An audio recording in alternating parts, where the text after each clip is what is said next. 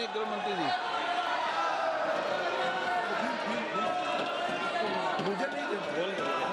हो गया? मेघवाल जी को कहते हैं। अर्जुन राम मेघवाल जी के लिए करूँ। अर्जुन राम मेघवाल जी। धन्यवाद अध्यक्ष जी। आपकी अनुमति से मैं प्रस्ताव करता हूं कि भारत के संविधान का और संशोधन करने वाले विधेयक संविधान 131वां संशोधन विधेयक 2026 पर विचार किया जाए।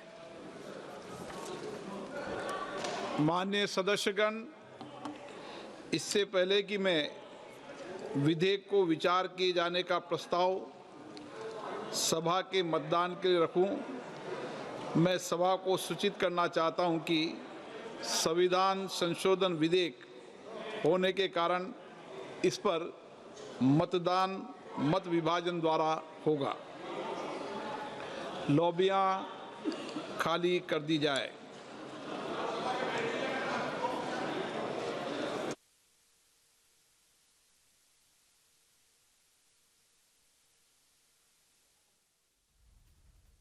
प्रधानमंत्री सदन में आ चुके हैं। इस वक्त लॉबी खाली कराई जा रही है क्योंकि कॉन्स्टिट्यूशनल अमेंडमेंट है, संविधान संशोधन बिल है जिस पर मत विभाजन होगा, यानी वोट का डिवीजन होगा, वोटिंग होगी, वोट डिवीजन होगा।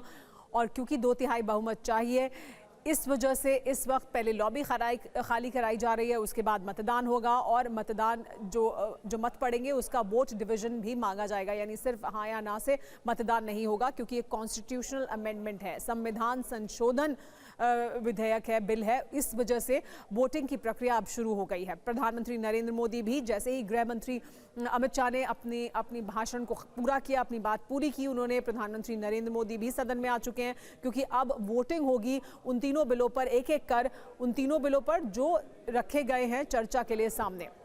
हालांकि अभी तक जो रुख है विपक्ष का वो साफ तौर पर बिल के विरोध में है और क्योंकि ये संविधान संशोधन विधेयक है, बिल है, इस वजह से इसमें 2/3 बहुमत चाहिए। हम आपको आंकड़ा भी लगातार दिखा रहे हैं कि दरअसल आंकड़ा क्या है। 2/3 बहुमत यानी 360 बहुमत से कितने कम हैं सरकार के पास, वो हैं 67 उम्मीदवार, क्योंकि सरकार के पास 293 हैं और विपक्ष है 234। तो ये है संख्या बल इस वक्त लोकसभा का जो हम आपको आपके स्क्रीन पर दिखा रहे हैं।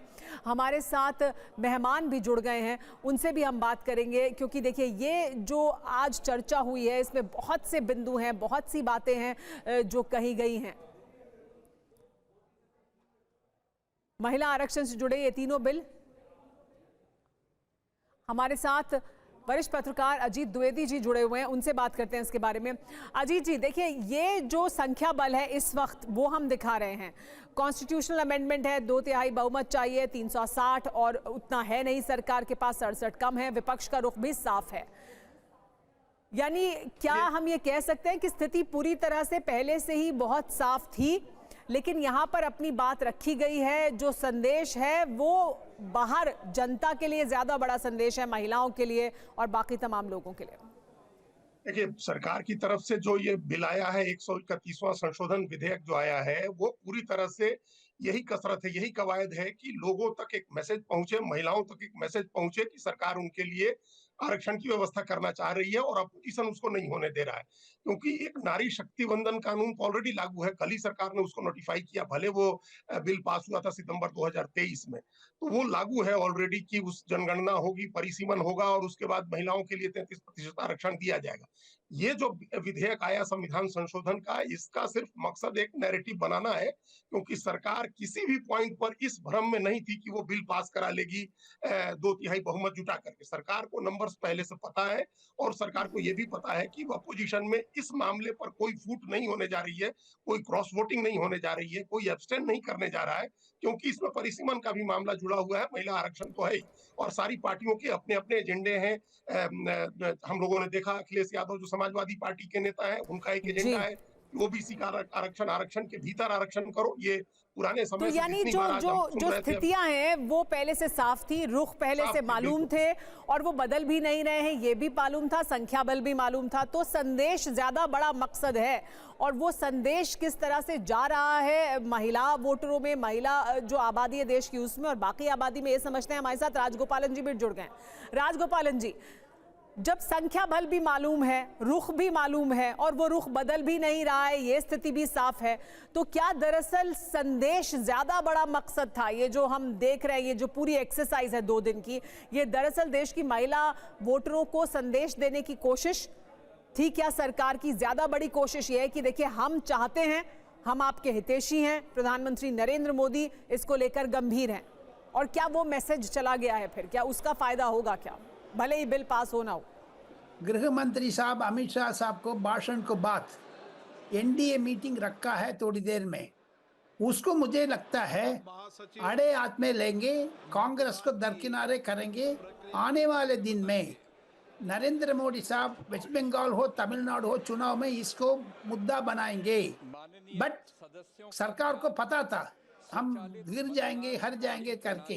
कल नरेंद्र मोदी साहब ने भी प्रधानमंत्री इशारा भी कर दिया है, बट उसमें एक ही चीज है, आज मिस्टर अमित शाह का स्पीच, होम मिनिस्टर का स्पीच, ये कल नरेंद्र मोदी का स्पीच, दोनों जोड़ करके देखेंगे, कांग्रेस को अड़े हाथ में लिया है। नॉट ओनली दैट, आज राहुल गांधी ने ऐसे भाषण किया बफून सरकार, एंड सेकंड थिंग ये ड्रामाबाजी है, चमकदार है, समथिंग, वो भी जनता के बीच में गया है। वो संदेश भी गया, कांग्रेस अलग हो गया है। कांग्रेस पार्टी को लेकर सवाल उठाए गए प्रधानमंत्री द्वारा भी, गृह मंत्री अमित शाह द्वारा भी, बीजेपी के तमाम जो वक्ता है, आज ये भी कहा है उनके द्वारा भी, और आपके मुताबिक वो मैसेज लोगों के बीच में साफ तौर पर चला गया है। लेकिन आज ये भी कहा है अमित शाह साहब ने, 1 घंटे में हम लोग संशोधन 50% देने को तैयार हो, सो दैट डीएम के बीच में फूट बन जाएंगे हम लोग। सरकार, स्पीकर साहब ने भी कहा 1 घंटे मुझे स्थगित कर दीजिए,